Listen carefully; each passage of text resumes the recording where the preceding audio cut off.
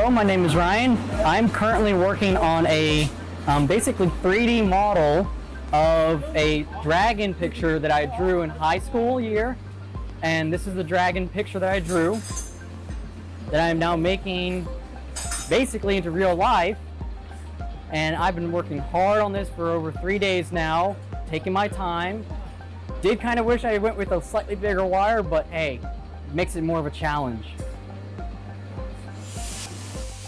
My name's Eric Heinzman. I'm here for the welding course.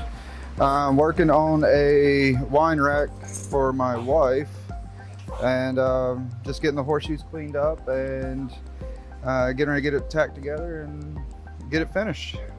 Just got to clean it up just a little bit more. But I got my base done and about to work on the sturdy section of it, and I'll be done. I've actually never picked up a welder before in my life before I started the class back in the fall, and now I'm doing it as a career. Hopefully when I get done out of here.